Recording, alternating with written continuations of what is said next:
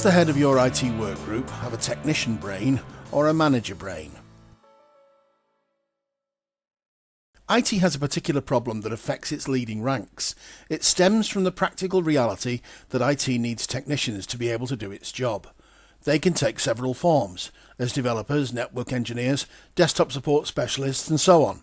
But in all cases, technical competence is paramount. Indeed, to hire somebody to work in IT who is not technically competent might even be seen as a waste of money. Sooner or later, the time comes to promote somebody to a managerial rank, typically to take charge of a work group to improve the work group's performance and develop its staff. However, because of our need for technicians, we find that the only pool of talent we have to choose from consists almost exclusively of technicians. So we find someone in that pool who exhibits leadership qualities and make the appointment. But it takes more than just seniority and forthrightness to make a manager. There is, not just a little, but a yawning chasm of difference in the respective mentalities of a technician and a manager. Let's examine those differences. First, we have the source of authority. Technicians are typically working to job descriptions, usually drawn up by someone else. Technicians work by responding to a direct demand, either from a superior asking them to do something, or a customer calling upon them to deliver a predefined service, such as resolving a computer difficulty. Their work is largely defined by their superiors. Managers, on the other hand, are in charge of work groups. The work group is, or should be, functioning according to the manager's design.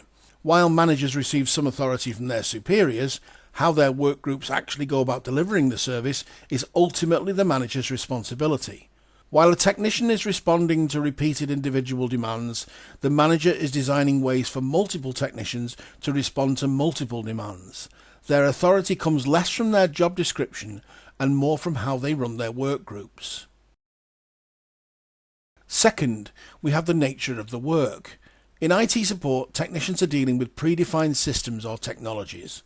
The control parameters for these systems already exist. Technicians then exercise their experience of those parameters to determine which parameters to adjust and by how much to make the technology function as it should. This process is called diagnosis, leading to that adjustment.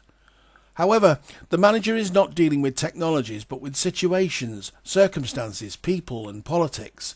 There is no predefined map of how these should be handled to arrive at a given outcome.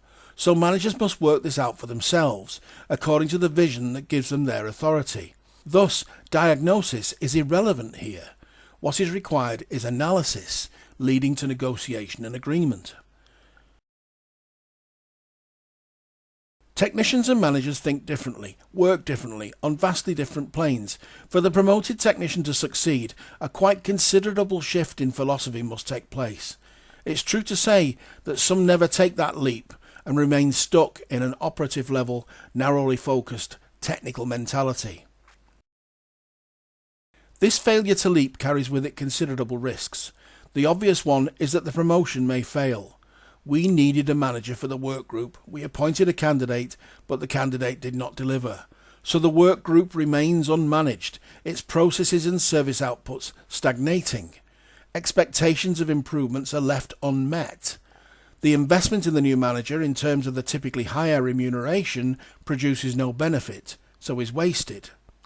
Furthermore, what we now have is a technician still doing the job of a technician, but being paid a management salary for it.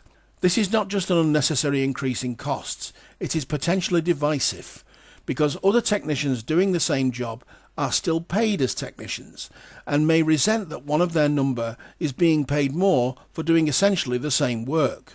This resentment can erode the new manager's chance of ever gaining the work group's respect, and so may never be seen as its legitimate leader. The technician brain is not the manager brain. Both are suited to their respective environments, but they are not interchangeable. IT often only has technicians to promote to managers, running the risk of having little to no real management of manpower, quality, procedure, staff development and job satisfaction.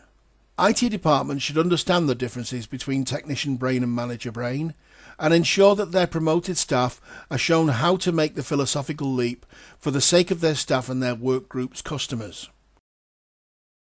Mastering IT support delivery can help with this.